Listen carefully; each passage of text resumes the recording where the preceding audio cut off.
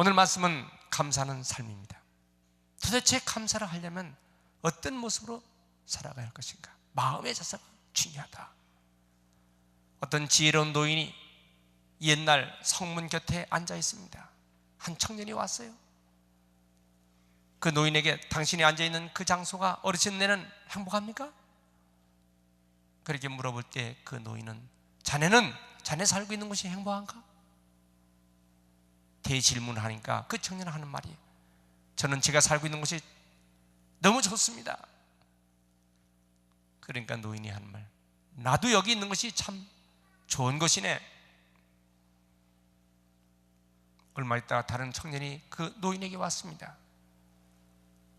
어르신네, 지금 그 앉아있는 곳이 행복합니까? 다시 대질문합니다. 젊은이는 자네 사는 곳이 어떤가? 전혀 지옥입니다. 노인 말합니다. 나도 여기 앉아있는 것이 지옥이네. 어떻게 노인은 이런 말을 엇갈려서 할 수 있을까? 문제는 환경이 문제가 아니라 그 마음이 문제라는 것입니다. 어떻게 하면 감사 생활할까? 마음이 중요하다는 것이에요. 그래서 15절에 이렇게 말씀합니다. 그리스도의 평강이 너의 마음을 주관하게 하라. 여러분, 오늘 우리가 예배할 때 우리의 마음, 그 중심이 그리스도의 평안으로 우리를 주관해야 할 줄 믿습니다. 그리스도의 평안이라는 말이 무슨 말씀입니까? 주님께서 주시는 평화가 무슨 말씀입니까? 로마 시대에 평화라는 단어를 쓸 때 라틴어로 팍스라고 말을 했습니다. 로마의 평화, 팍스 로마나 그랬습니다. 영어로는 피스입니다. 평화라고 말했어요. 그러나 히브리인들은 그런 평화 개념이 샬롬이라고 말합니다. 그 뜻이 무엇입니까? 사람들은 평화가 물리적인 평화입니다. 조용히 해, 가만히 있어. 무력으로, 군대로 평화를 말합니다. 그래서 전쟁과 평화라는 말이 나오는 거예요. 평화를 위해서 전쟁하는 거예요. 서로 엇갈린 말을 갖다가 조화를 일으킵니다. 그러나 그것은 사실 참 평화가 아니라는 것이에요. 성경에서 우리에게 주시는 참 평화는 무엇입니까? 이 마음속에서 우러나는 평화, 샬롬, 이런 평화가 되어야 한다는 말씀입니다. 그 평화는 어떤 평화예요? 세상이 주는 것 같지 않은 평화예요. 물리적인 그런 평화가 아니라는 것이에요. 요한복음 14장 27절에 내가 너에게 주는 것은 세상이 주는 것 같지 아니하다. 너는 마음에 근심도 말고 두려워하지도 말라. 사도 바울은 이 평화를 그의 마음에 가졌어요. 주님께서 주신 평화를 가졌습니다. 그러므로 그가 온갖 고난과 온갖 아픔과 감옥에서 고통 가운데 그의 모든 환경은 이루 말할 수 없는 그런 시달림 속에도 그런 주님이 주신 평화를 가졌기 때문에 항상 기뻐하라, 범사에 감사하라, 쉬지 말고 기도하라, 이런 표현을 거침없이 쓰는 것은 왜 그랬을까요? 그의 마음속에 주님의 그리스도의 평안이 그를 자리 잡았기 때문입니다. 주님이 이 땅에 왜 오셨습니까? 주님께서 이 땅에 오신 것은 누가복음 2장 14절에 땅에서는 기뻐하심을 입은 사람들에게 평화로다 그랬어요. 예수님께서는 제자들이 갇혀 있어서 두려워서 쩔쩔매고 있는 그 방에 주님 나타나셨습니다. 그리고 하신 말씀 요한복음 20장 19절 이하에 뭐라 그랬어요? 너에게 평강이 있을지어다. 그리고 제자들에게 어느 한 집에 들어갈 때 뭐라고 얘기하게 인사말 하겠습니까? 이 집에 평강이 있을지어다. 그래서 만약에 그가 아멘으로 받으면 그 평강이 그에게 임할 것이요, 만약에 아멘으로 받지 않으면 그 평안이 나에게 임한다 그랬어요. 여러분, 예수님께서 이 땅에 평화를 주시러 오셨습니다. 이 예배를 드리는 그 근본 기저가 무엇입니까? 우리 마음에 그리스도의 평화가 있어야 할 줄 믿습니다. 오늘도 우리 마음속에 평화를 주옵소서. 내 마음속에 평화가 있어야 내 가정이 평화다운 거예요. 내 마음속에 평화가 있어야 내 가족 식구들에게 평화가 임할 줄 믿습니다. 나 한 사람으로 말미암아 이 평화가 오늘 우리의 신앙생활에 정착되기를 축원합니다. 이 평화를 받으려고, 이 평화가 우리 속에 임하기를 원하여 오늘 이 예배를 드리는 우리들의 마음, 주여 그리스도의 평화가, 주의 평강이 우리를 지배하게 하여 주옵소서. 15절 보면 너희는 또한 감사하는 자가 되라. 그러한 평화의 상태가 되어야 감사가 나오죠. 마음의 불평과 고통과 불안과 두려움이 가득 찼는데 감사가 나올 수가 없어요. 문제는 상태가 문제예요. 어떤 상태가 되느냐, 영어로 하면 what to be, 어떤 상태가 되느냐에 따라 what to do, 무엇을 할 것인가, 일이 중요한 것이 아니라 내 마음속에 어떤 상태가 되느냐, 어떤 상태가 되느냐. 내 마음속에 평강이 나를 지배하면 우리는 감사하는 자가 될 줄 믿습니다. 거지가 되면 거지 노릇을 합니다. 임금이 되면 임금 노릇을 합니다. 임금 자리에 앉아있을 때는 임금다워집니다. 예비군 옷을 입으면 예비군처럼 합니다. 장교 입을 옷을 입으면 장교다워집니다. 경찰복을 입으면 경찰다워집니다. 그가 어떤 옷을 입었느냐. 그래서 골로새 3장에 보면 처음부터 너희가 옛사람을 벗어버리고 새사람을 입으라고 그랬어요. 무엇을 입는 것인가, 어떤 모습으로 입을 것인가, 이것이 중요하다 그 말입니다.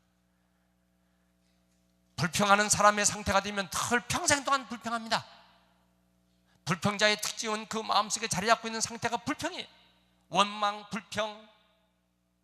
그러나 감사자의 상태가 되면 언제나 우리는 감사자가 될 줄 믿습니다. 감사하는 마음, 감사할 수 있는 마음, 자족하는 마음이에요. 감사할 수가 없는 상태에서 감사하는 사람이 있어요. 그래서 이 평강이 우리를 지배하면 환경은 감사할 수 없지만 그러나 감사하게 된다 그 말이에요. 현대의 제일 무서운 것이 뭡니까? 더라고 하는 돈이 있어요? 감사하지 않아요. 더 많은 돈, 뭐니 집이 있어요? 감사하지 않아요. 더 큰 집, 하우스, 자동차, 바퀴 굴러가는 자동차가 원하는 게 아니에요. 더 좋은 차, 카, 행복? 더 행복하기를 원합니다. 해피, 더 하다 보니까 만족이 없는 거예요. 만족이 없으니까 늘 불만이에요. 이런 속에 감사가 있을 수가 없어요. 여러분, 세상 것은 다 지나갑니다. 우리가 가지고 있는 이 세상 것은 다 지나가고 맙니다. 정말 우리 속에 그리스도의 평강이 나를 지배하고 감사하는 자가 되어야 할 줄 믿습니다. 잠언 4장 23절에 그 마음의 여하, 그 마음이 어떤 마음을 가지고 있느냐, 그 마음 따라서 결정이 된다는 것입니다. 우리 마음속에 그리스도의 평화가 나를 지배하시고 감사하는 자가 되시길 축원합니다. 감사하는 인생관, 감사하는 마음으로 살겠다, 그 일생은 모두 다 감사로 점철됩니다. 환경과 상관없어요. 가나안 땅에 12명 정탐꾼을 파송했습니다. 모세가 파송한 12명의 정탐꾼들이 갔다 와서 보고하는 내용이 2사람과 10사람의 내용이 판이하게 다릅니다. 여호수아 갈렙은 뭐라고 얘기합니까? 그 땅은 너무 좋은 것입니다. 하나님 주신 가나안 땅, 그것은 복된 것입니다. 가서 살아볼 만한 곳이요, 축복의 땅입니다. 그러나 10사람은 뭐라 했어요? 그것은 공포의 땅입니다. 거기 들어갈 수 없습니다. 거기는 안 됩니다. 아니, 어떻게 똑같은 환경에 똑같은 시간에 같은 눈으로 봤는데도 불구하고 저들의 생각은 이렇게 다를 수 있습니까? 무엇이 이렇게 다르게 만듭니까? 여러분, 오늘 우리는 감사할 것이 무엇인가 생각을 해야 합니다. 가만히 곰곰이 생각해 보는 거예요. 그래서 생각에서 감사가 나온다 그랬어요. Think, produce, thinking. 정말 생각해봐요. 정말 생각해봐. 1년 동안은 살아온 걸 생각해보는 것이, 나의 모든 모습을 생각해보는 것입니다. 나의 모든 환경을 다시 한 번 또 생각해보는 것이 감사하죠. 그리고 그걸 말을 하라는 거예요. 감사합니다. 한번 따라합시다. 감사합니다. 정말 감사합니다. 감사합니다. 감사를 말로 하라는 거예요. 사람들의 얼굴 모습이 감사하는 얼굴 모습과 불평하는 얼굴 모습, 다시 감사하는 얼굴 모습과 감사치 않은 얼굴 모습 전혀 달라요. 감사하는 모습에는 밝고 명랑합니다. 적극적이고 활동적입니다. 어려운 일 어렵게 생각하지 않습니다. 감사하는 사람에게는 실망과 좌절과 포기가 있을 수 없어요. 그렇기 때문에 하나님은 그 감사하는 사람을 쓰시는 것이에요. 감사치 않는 사람의 특징, 생활이 어둡고 생각도 얼굴도 모든 것이 침침해요. 그래서 하나님은 그를 안 쓰는 거예요. 여러분, 우리가 하나님께 쓰임받기를 진짜 원하시면 크게 아멘 하세요. 더 크게 아멘. 그를 감사하는 사람은 하나님 그를 크게 쓰십니다. 감사하는 사람은 밝게 삽니다. 직장도 세상 사회도 밝은 사람을 원하죠. 얼굴 어둡고 침침한 사람을 원치 않습니다. 다시 말하면 하나님은 감사하는 자의 하나님이십니다. 다니엘에서 6장 10절에 감사할 수가 없었어요. 자기의 반대파 사람들이 자기를 얼마나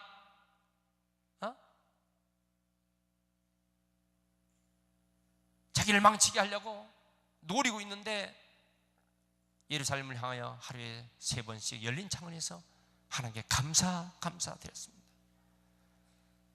그러면 하나님은 그를 어떻게 쓰셨을까요? 사자굴 속에 집어넣어서 그곳에서 하나님은 다니엘을 살려놓으셨습니다. 기적을 체험하는 일생이 되었습니다. 감사하는 사람은 기적의 일생이 될 줄 믿습니다. 그러면 두 번째 말씀이에요. 자, 첫 번째는 뭐예요? 우리 마음에 평강이 임할 줄 믿습니다. 두 번째는 무엇인가? 그리스도의 말씀이 우리에게 풍성해야 돼. 그리스도의 말씀이 우리에게 영향이 되고 그것이 기초가 되어야 된다는 것입니다. 교회에 다니는 성도, 예수를 그리스도로 고백한 성도에게는 두 가지 종류의 사람이 있어요. 첫 번째 뭐냐면 그리스도 안에서 어린아이가 있어요. 그리스도 안에서 어린아이, 다시 그리스도 안에 젖먹이가 있다 그 말이에요. 젖먹이, 단단한 음식을 먹지 못합니다. 그래서 이 젖먹이는 그리스도의 초보 안에서 조그만 어려운 얘기만 해도 뒤로 낙심합니다. 목사님, 난 그 말씀 감당할 수가 없어요. 주일 성수, 새벽기도 더 헌신합시다. 금식하면서 기도합시다. 난 그거 못합니다. 이렇게 받아들이지는 못합니다. 그리스도 안에 초보가 있어요. 이런 사람은 늘 어린아이 취급해줘야 돼요. 그러니까 평생에 그러는 거야. 5년, 10년, 15년, 20년 가도 자립하지 못합니다. 젖먹이가 돼요. 한번 말씀드렸어요. 나이가 30인 청년이 우유병 입에다 물고 전신 때 침대에 누워서 젖을 먹다면 사람은 사람이지만 사람 같습니까? 생선뼈가 있고 고기에 뼈가 있고 먹기가 좀 거북하고 그래도 이것이 내 몸을 건강하게 하는 거라면 먹기 싫어도 먹고 그래야 되는 거 아니겠어요? 그리스도 안에서 초보가 있어요. 어린아이의 신앙이 있습니다. 히브리서 5장 12절에 그래서 선생되는 것이 어렵다. 하나님 말씀으로 연단받지 못하니까 단단한 음식을 먹을 수가 없어요. 그래서 계속 유아기적인 상태를 벗어나지 못하는 교인이 있을 수 있습니다. 그런데 어떤 교인이 있냐? 단단한 음식을 먹을 수 있고 성숙한 분량의 신앙이 됩니다. 에베소 4장 13절에 하나님의 아들에 대한 믿는 것, 아는 것 하나가 되어서 온전한 사람으로 풍성한 성숙한 그리스도인의 모습이 있다는 것입니다. 여러분, 우리가 교회에 다 와서 앉아있지만 내 신앙이 성숙한 신앙으로 우뚝 서서 흔들리지 않는 신앙으로 이 믿음의 길을 가느냐? 아니면 아직도 젖먹이의 신앙이 되었고 조금만 삐딱하면 그냥 넘어지는 거예요. 그런 신앙이냐? 우리는 모두 장성한 신앙이 되어야 할 줄 믿습니다. 무엇으로 장성할 수 있을까? 무엇으로 그렇게 할 수 있을까? 아기는 젖을 먹고 자랍니다. 우유를 먹고 자라든지. 그런데 사람들은 새끼 밥을 먹어야 되는 것입니다. 젖 먹고만 안 돼요. 밥을 먹어야 돼요. 성도는 어떻게 합니까? 하나님 말씀을 먹어야 할 줄 믿습니다. 그러니까 각 가정마다 성경책은 한 권 내지 두 권씩 여러 권씩 집에 다 있어요. 교회도 늘 성경책 가지고 다닙니다. 근데 성경을 읽지를 않는 거예요. 이 말씀을 먹지를 않아요.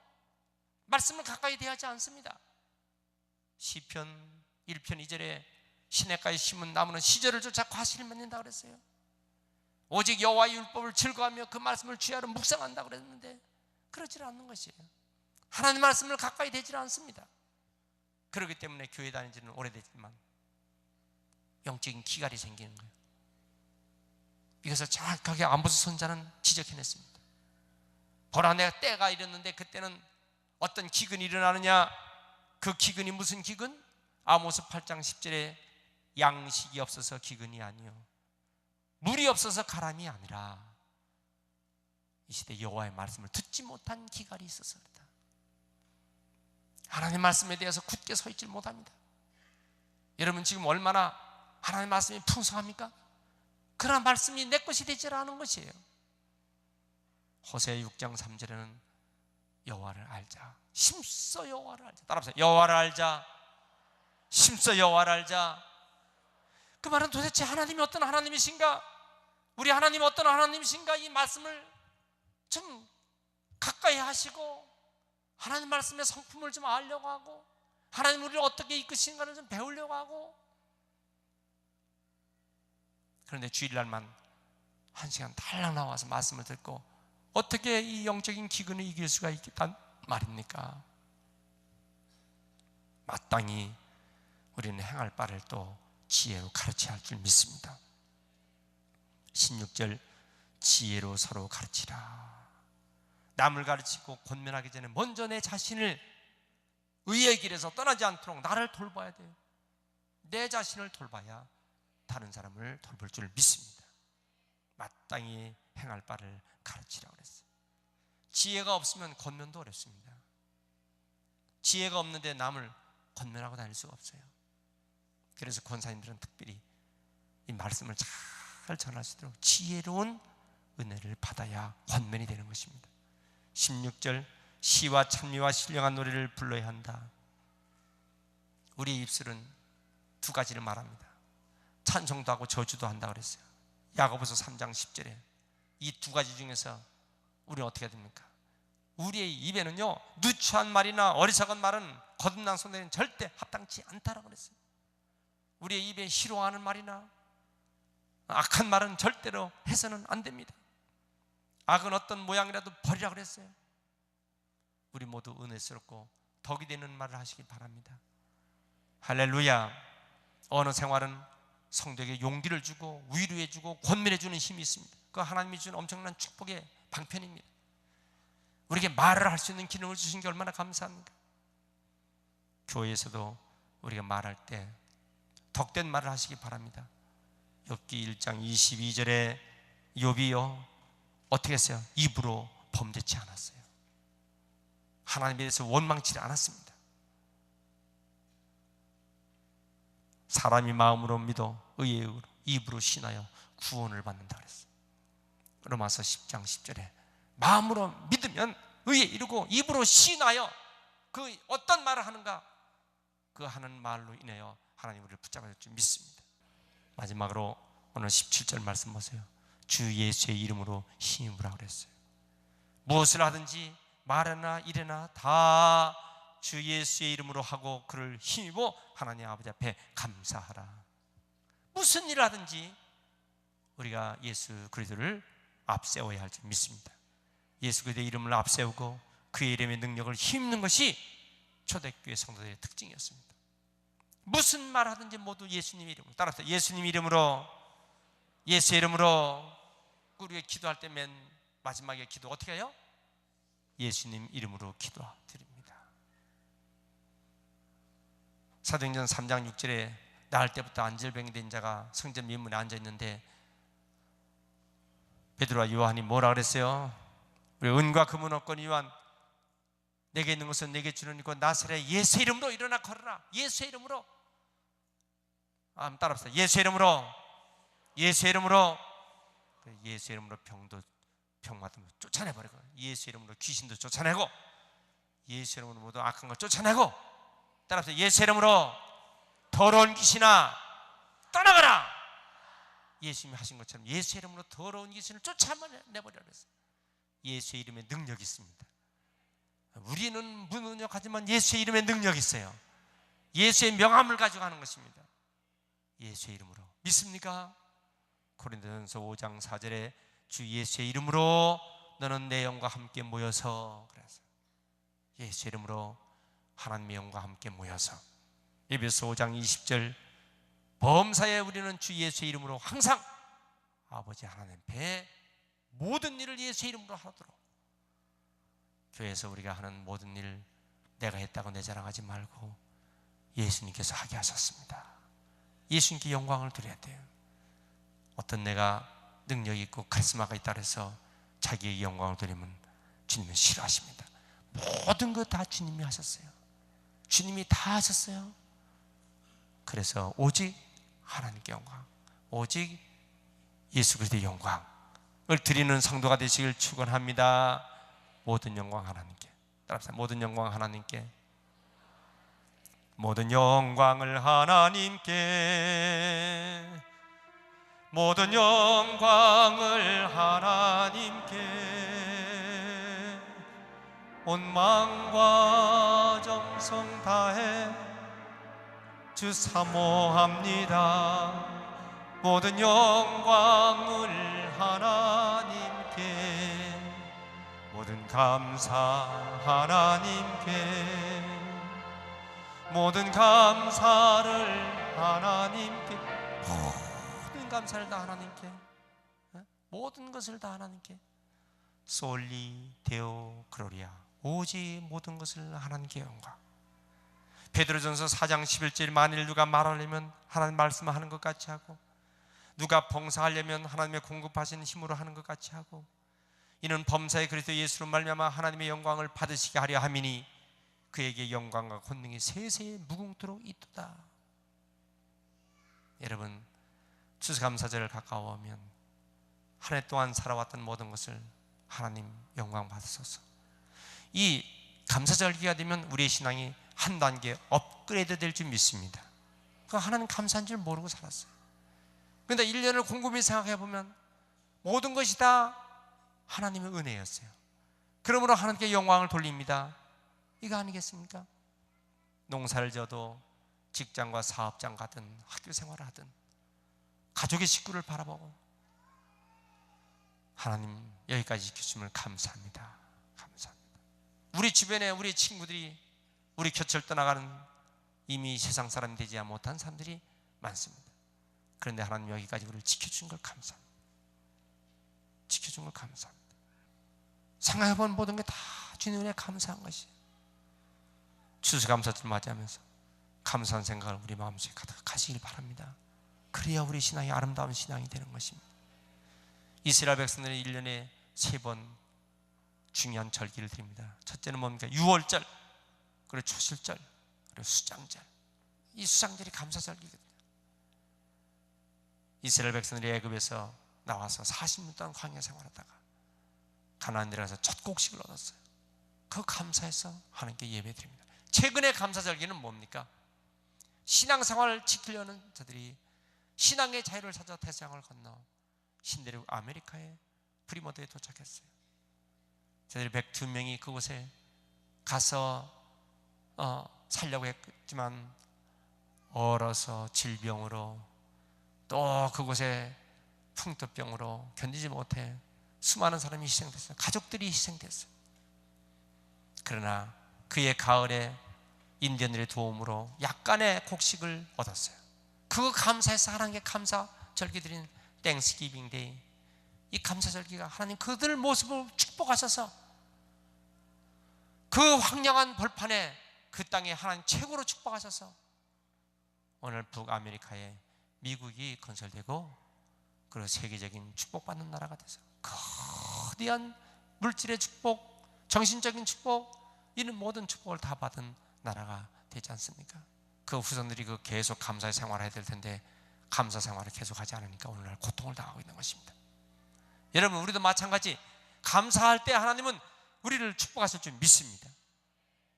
신앙의 차원에서 감사절기가 되면 우리의 신앙이 한 단계 더 업그레이드 되는 이런 높아지는 역사가 있을 줄 믿습니다. 이방인들은 감사를 하면 뭐에 감사합니까? 죽은 조상신에게 감사한다고. 선왕당 앞에 가서 빌고